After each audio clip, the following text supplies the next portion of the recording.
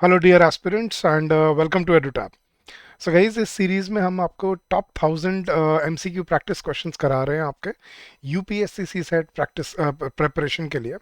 और अगर आप यूपीएससी सी सेट 2026 की प्रिपरेशन कर रहे हैं तो this is for you guys. This is part 31 of the same series.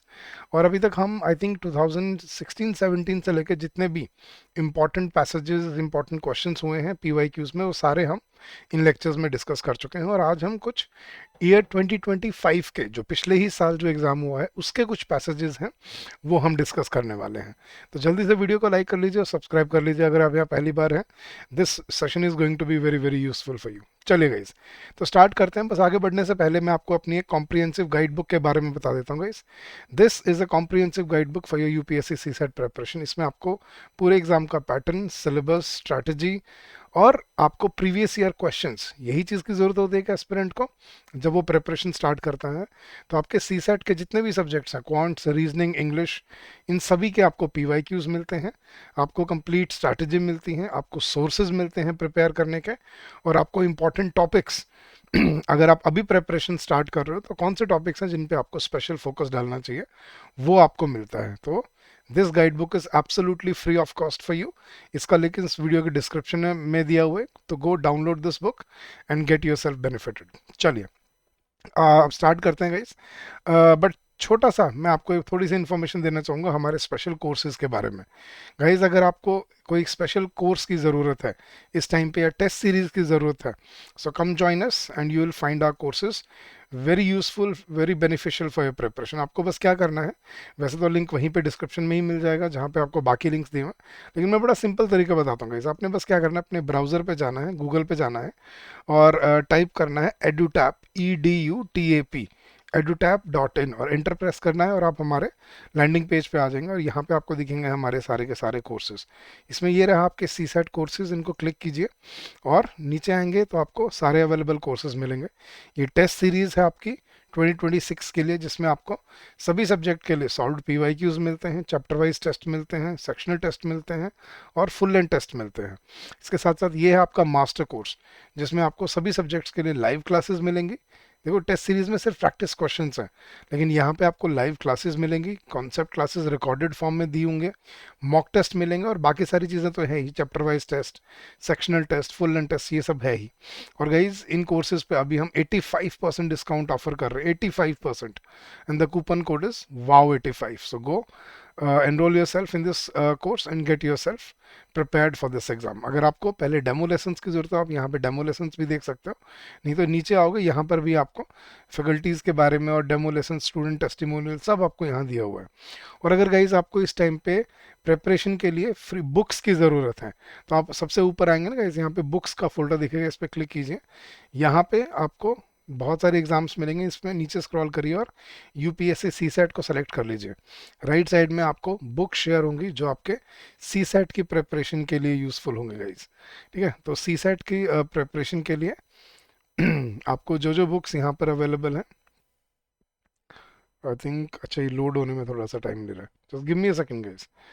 तो आपको यहाँ पे गाइड बुक्स मिल जाएंगी, कॉन्सेप्ट नोट्स मिल जाएंगे, प्रीवियस ईयर क्वेश्चंस मिल जाएंगे, टेस्ट सीरीज मिल जाएगी, और बाकी आप इंडिविजुअल सब्जेक्ट की भी देख सकते हो, आपको किस सब्जेक्ट के लिए ये चाहिए तो आप सब्जेक्ट वाइज भी आप यहाँ चूज़ कर सकते हो। अब सी सेट के लिए गाइस हमारे पास सबसे पहले आपके लिए ये 20 फुल लेंथ टेस्ट का यूपीएससी 20 फुल लेंथ टेस्ट इसमें अवेलेबल है। ये एक अलग से एक बुक है, इसमें 30 प्रैक्टिस पेपर है जिसको हम बोलते हैं आपका practice exam, solve practice papers, ये आपको गिवन है 30।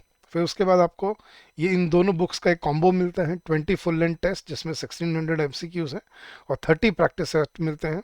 आपको यूपीएससी सी सेट की पीवाईक्यू की बुक मिलती है, और ये गाइज इन तीनों बुक्स का कॉम्बो जहाँ पे आपको 20 फुल लेंथ टेस्ट भी, 30 प्रैक्टिस सेट भी, जिसमें 1600 प्लस 400 तो टोटल 2000 क्वेश्चन हो गए हैं, और प्रीवियस ईयर क्वेश्चंस भी मिलते हैं with their analysis and solution everything.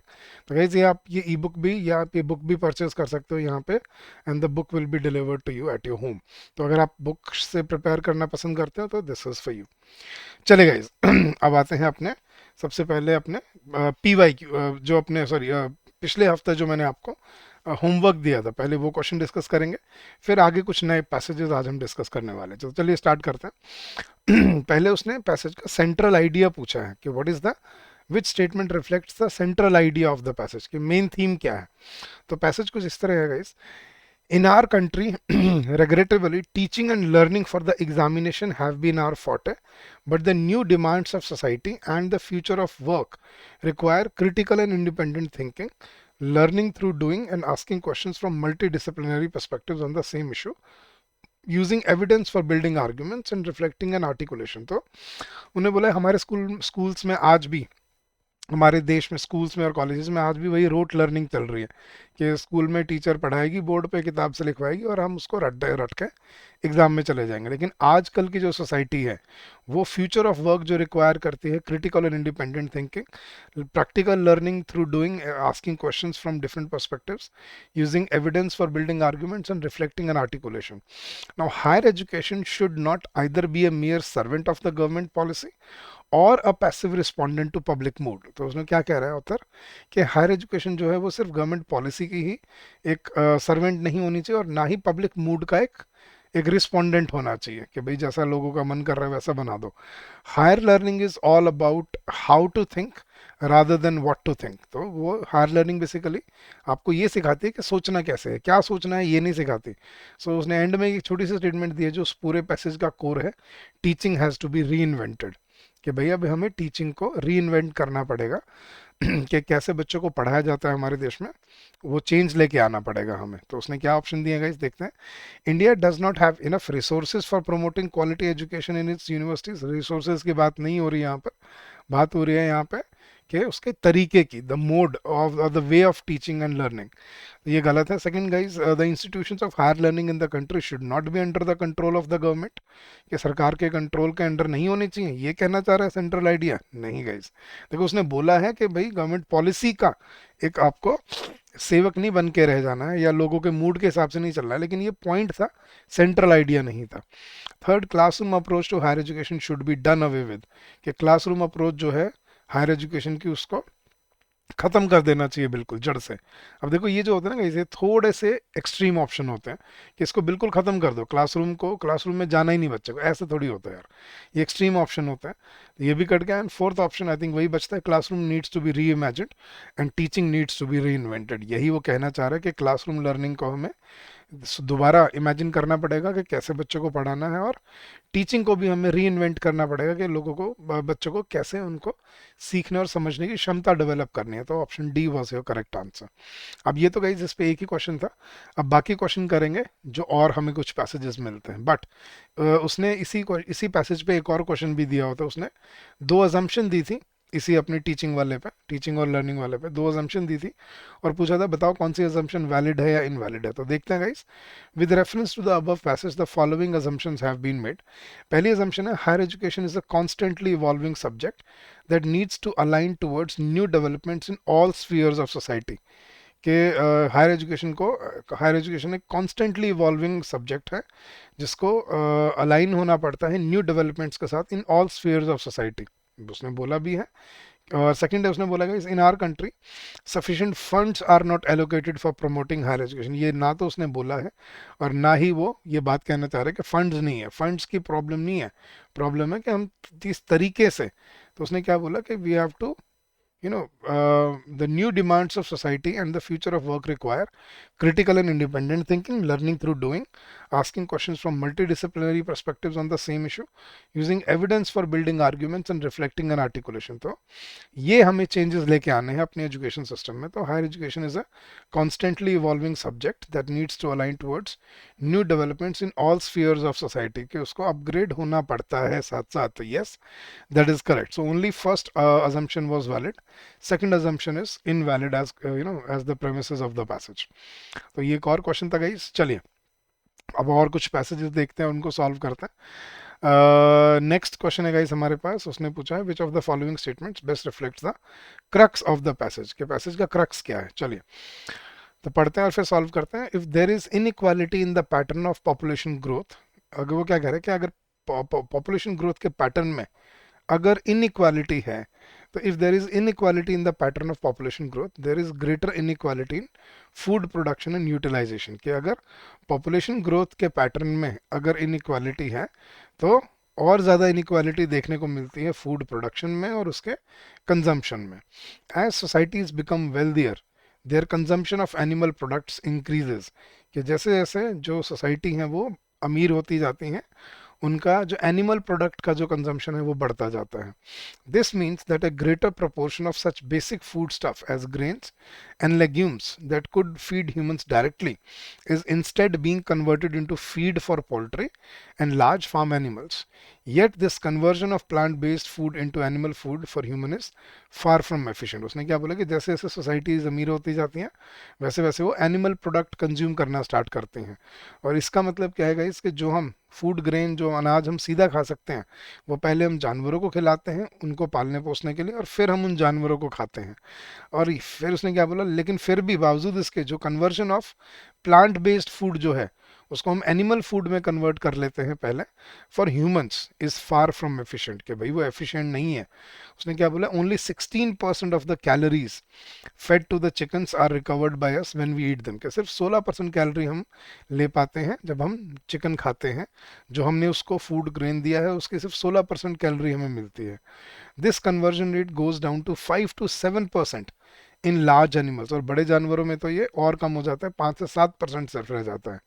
That are fed grain to add fat and some protein before slaughter, कि उनको काटने से पहले थोड़ा सा उनके अंदर फैट और प्रोटीन भरने के लिए जो उनको खाना खिलाया जाता है, अनाज दिया जाता है, उसका सिर्फ 5 से 7% कैलोरीज हैं जो हम रिकवर कर पाते हैं या जो हम कंज्यूम कर पाते हैं. तो ये जो हम सीधा वेजिटेरियन फूड जो खा सकते हैं जिससे हमें ज़्यादा एनर्जी और ज़्यादा मतलब रिसोर्सेज वेस्ट नहीं हो, वो हम ट्राई कर सकते हैं. इससे बेटर इसके बजाय हम क्या करते हैं, हम पहले जानवरों को खाना खिलाते हैं और फिर उन जानवरों को खा के हम उससे एनर्जी का रिकवर करते हैं विच इज़ वेरी लो. तो वो एफिशिएंट नहीं है, उसने यही बोला है, this is far from efficient at all. तो उसने क्या कर दिया गया, इस ऑप्शन देखते हैं. There is an urgent need for a public policy to promote the consumption of cereal based foods in wealthier societies. ये बड़ी अर्जेंट नीड है पब्लिक पॉलिसी में कि लोगों को ये समझाया जाए वेल्दियर सोसाइटीज़ में कि उनको vegetarian food cereal based food खाना चाहिए. Okay, fair enough. सेकंड देखते हैं, animal based food is far less efficient than grain or plant based food in terms of production and utilization. Yes, plant based protein should replace the animal based proteins in our daily diets, कि उसको replace कर देना चाहिए. ये एक assumption है guys, कर देना चाहिए. वो वाइबल होगा या नहीं होगा वो बाद की डिस्कशन है, लेकिन अभी उसने सिर्फ हमें ये बोला कि वो फूड एफिशिएंट नहीं होता जो हम इस तरह से कंज्यूम करते हैं. And next, inequality in food production and consumption is inevitable in any fast changing society, कि किसी भी बदलते सोसाइटी में ये बदलाव तो होंगे ही. ये एक्सट्रीम ऑप्शन है, कोई ज़रूरी नहीं है गाइस. अब ए और बी में से ही दो ऑप्शन बनते थे कि there is urgent need for public policy, कि हम पब्लिक पॉलिसी बना के लोगों को खाना समझाएं कि तुम इस रूल के हिसाब से खाना खाओ, वो तानाशाही हो जाएगी गाइस. लेकिन जो सही ऑप्शन था इसका वो था ऑप्शन नंबर बी, कि animal based food is far less efficient than grain or plant based food in terms of production and utilization. ये क्रक्स है पैसेज का, जो वो कहना चाह रहा है कि भाई अगर मान लो, एक मैं एग्जांपल दे रहा हूँ कि अगर आप 1 किलो अगर आप अनाज खाओ तो उससे आपको कितने कैलोरीज मिले, वही अगर आप अनाज 50 किलो अगर आप किसी जानवर को खिलाते हो और फिर वहां से आप जो एनर्जी लेते हो जानवर खा के, वो उसका सिर्फ 10 to 15% के आसपास होता है. बड़े जानवरों में कम और छोटे जानवरों में थोड़ा सा ज़्यादा, चिकन में 15-16% होता है. लेकिन जो आपने 50 किलो खिला के आपको जो एनर्जी मिली और एक जो आप खुद 1 किलो खा रहे हो, तो वो एफिशिएंसी, वो यूटिलाइजेशन एंड फूड प्रोडक्शन में बहुत बड़ा इम्पैक्ट डालता है. तो correct option was option number B, जो क्रक्स था पूरे पैसेज का, कि animal based food is far less efficient than grain or plant based food in terms of production and utilization.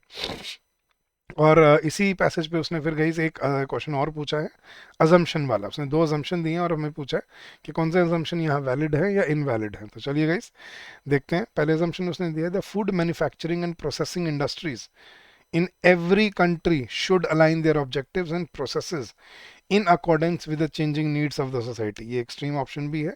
और ये नहीं है कि जैसे जैसे वो फूड मैन्युफैक्चरिंग और फूड प्रोसेसिंग को बदल दो जैसे लोग डिमांड कर रहे हैं. नहीं guys, this is not what the passage said or meant at any stage. Second option guys, wealthier societies tend to incur great loss of calories of food materials due to indirect utilization of their agricultural produce. Yes, उसने बोला भी है कि जो अमीर society हो जाती हैं वो ज़्यादा कैलोरीज का नुकसान झेलती हैं क्योंकि वो इनडायरेक्ट तरीके से एग्रीकल्चर प्रोड्यूस को कंज्यूम करती हैं, ये उसने बोला भी और ये करेक्ट भी है। तो second assumption is valid, first assumption is invalid है। So only option two, option B which is second only is the right answer. तो गाइस ऐसे क्रिटिकली एनालाइज करके हमें पैसेजेस को सॉल्व करना होता है अपने एग्जाम में, ताकि आप हर कंपोनेंट को ऑर्गेनिकली समझ पाओ और किसी गलत रास्ते पर मत भटको। तो उसका सेंट्रल पॉइंट जो है हमेशा वो देखो, मतलब ऑथर ने क्या बोला है, क्या कहना चाह रहा है ऑथर, हमेशा ये बात पकड़ के कि ये पैसेज लिखने का पर्पस क्या है उसका, वो समझ के हमेशा अपने आंसर तक पहुंचना होता है आपको। ठीक है, चले गाइस, एक और क्वेश्चन करते हैं और फिर मैं आपको एक होमवर्क क्वेश्चन देके और फिर मैं आपसे अलविदा लूंगा। तो ये है गाइस आज का लास्ट क्वेश्चन। उसने पूछा है कि what is the most logical, rational and pragmatic message conveyed by the author. तो क्या मैसेज दिया है पैसेज में, ये हमें ढूंढना है। तो चलिए पैसेज पढ़ते हैं, सॉल्व करते हैं guys. Each state in India faces a distinctive set of challenges regarding the impact of warming, but also offers its own set of opportunities for reducing emissions depending upon its natural resources. Okay, तो क्या बोल रहा है कि India में हर state जो है उसके अपने खुद अलग तरह के चैलेंजेस हैं regarding impact of warming, global warming को लेकर, लेकिन उसी के साथ साथ they also offer its own, मतलब every state offers its own set of opportunities, लेकिन उसके साथ साथ उनके पास अपॉर्चुनिटीज भी हैं जिससे वो एमिशंस को, जो नेचुरल रिसोर्सेज से पे डिपेंडेंट है, उनको कम करने का हमारे पास अपॉर्चुनिटीज भी आती हैं साथ साथ। फॉर एग्जाम्पल, जिसने एग्जाम्पल दिया कोस्टल स्टेट्स, जो तटीय जो इलाके हैं, for example coastal states need to take action to protect their shores from sea level rise. Districts that are drier need to prepare for variable monsoon participation। तो मतलब उसने बोला एग्जांपल दिया कि जो कोस्टल स्टेट्स हैं उनको अपने शोर्स को बचाना है सी लेवल राइज से, और डिस्ट्रिक्ट जो सूखे हुए हैं उनको वेरिएबल मॉनसून प्रेसिपिटेशन के लिए तैयार रहना पड़ता है। Himalayan regions have their own unique challenges, Himalayan ranges के अपने अलग चैलेंजेस हैं। And selected parts of peninsular India, और पेनिनसुलर इंडिया में भी सेलेक्टेड पार्ट के and offshore areas offer great opportunities for harnessing wind power. तो और ऐसी जगह हैं जहाँ पे आपको विंड पावर मिलती है जिससे आप सोलर वो कर सकते हो, मतलब एनर्जी जनरेट कर सकते हो। These various aspects need to be considered for developing clear and sustainable goals for the future. के ऐसे एस्पेक्ट हमें समझने ज़रूरी हैं कि हर एरिया की अपनी अपनी बाधाएं हैं, चैलेंजेस हैं, तो साथ साथ कुछ अपॉर्चुनिटीज़ भी हैं जिससे आपको वो रिन्यूएबल सोर्सेज को यूज़ करने का तरीका मिलता है और यूटिलाइज करने का, मतलब क्लाइमेट वार्मिंग, ग्लोबल वार्मिंग को कम करने का अपॉर्चुनिटीज़ मिलती हैं। ठीक है, और इसी सब को ध्यान में रखते हुए हमें क्लियर और सस्टेनेबल गोल्स हमें बनाने पड़ेंगे फ्यूचर के लिए, मतलब इंडिविजुअल एरिया के नीड के अकॉर्डिंग हमें उसको प्लान करना है। ये नहीं कि पूरे देश की पॉलिसी हमने बिना सोचे प्लान कर दी, बिना समझे प्लान कर दी कि इस एरिया में क्या हो और उस एरिया में क्या हो, ये कहना चाह रहा है वो। तो अब उसने क्या मैसेज दिया गया, ऑप्शन देखते हैं। The mitigation and adaptation strategies to address or tackle the climate change is essentially the responsibility of each state. कि हर अपनी अपनी स्टेट की जिम्मेदारी है अपनी अपनी स्ट्रैटेजी वो करना, बनाना नहीं। गए ये नहीं कहना चाह रहा कि इंडिविजुअल स्टेट की जिम्मेदारी बनती है, नहीं। India is too diverse to implement any effective strategy और प्रोग्राम टू एड्रेस, ये तो एक्सट्रीम ऑप्शन हो गया कि इंडिया के पास कोई स्ट्रैटेजी है ही नहीं जो हम अप्लाई कर सकते हैं, नहीं गाइस, ये एक्सट्रीम ऑप्शन है। थर्ड है, it is basically the responsibility of the union government to implement the climate action plans and ensure net zero emissions, नहीं गाइस, ये भी नहीं कहना चाह रहा वो कि सिर्फ सेंट्रल गवर्नमेंट की जिम्मेदारी बनती है, नहीं गाइस। फोर्थ उसने क्या बोला, India needs to formulate effective climate change mitigation and adaptation strategies at the state और रीजनल लेवल। यस, जो मैं आपको बता रहा था कि हमें स्टेट या रीजनल लेवल पे हमें स्ट्रेटजीज और क्लाइमेट चेंज मिटिगेशन प्लान करना पड़ेगा, क्योंकि हम नेशनल लेवल पे नहीं कर सकते ये चीज़, क्योंकि मतलब एक वन स्टॉप सोल्यूशन नहीं है कोई कि आप एक कर दो और वो पूरे देश में अप्लाई हो जाए। हर जगह के अपने चैलेंजेस हैं और अपॉर्चुनिटीज़ हैं। तो हिमालयन रेंजेस के अलग हैं, पेनिनसुलर इंडिया के अलग हैं, कोस्टल के रीजन्स के अलग हैं, ड्राई रीजन के अलग हैं। तो उनके अकॉर्डिंगली हमें उनकी स्ट्रैटेजीज प्लान करनी पड़ेंगी स्टेट और रीजनल लेवल पे। यही उसने कहा भी है और ऑप्शन डी उसी को कहता है, तो option D is your correct answer. ठीक है, तो चलिए गाइस, इसी पैसेज पे, यही पैसेज पढ़ के आपको मुझे एक होमवर्क आंसर क्वेश्चन होमवर्क बताना, मतलब ये एक होमवर्क क्वेश्चन है आपका, इसका आंसर आपने मुझे इस वीडियो के कमेंट सेक्शन में देना है। तो इसी पैसेज पे जो अभी हमने सॉल्व किया, इसी पे हमने एक और क्वेश्चन दिया है। दो अजम्पशन है, बताइए कौन सा वैलिड है या इनवैलिड है। तो दो अजम्पशन कौन से दिए हैं guys? Green energy production can be linked to or integrate with the climate change mitigation and adaptation strategies. और सेकंड दिया है effects of climate change are much more severe in coastal and mountainous regions.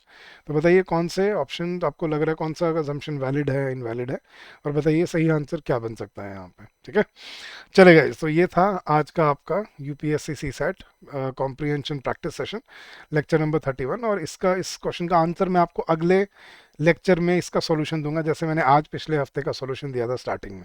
तो हर हफ्ते हम ऐसे ही इसको continue करते रखेंगे और एग्ज़ाम डे तक हम इसको चलाएंगे, ताकि हम आपके एग्ज़ाम से पहले जितनी हो सके आपकी हेल्प कर पाएँ। अगर आपको गाइस हमसे जुड़ना है या आपका कोई भी डाउट है, कोई भी क्वेरी है, you can always call us on this number during the office hours, which is 8146207241.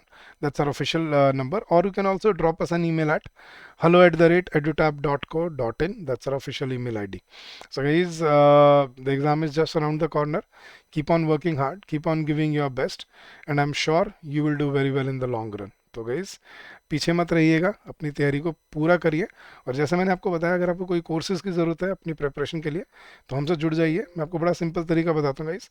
आपने बस क्या करना है, आपने अपने ब्राउज़र पे जाना है और अपने ब्राउज़र पे जाके बस टाइप करना है edutap.in, EDUTAP, ऊपर देख रहे हो आप EDUTAP और .in, बस इतना टाइप करना है और आप सीधा हमारे लैंडिंग पेज पे आ जाएंगे।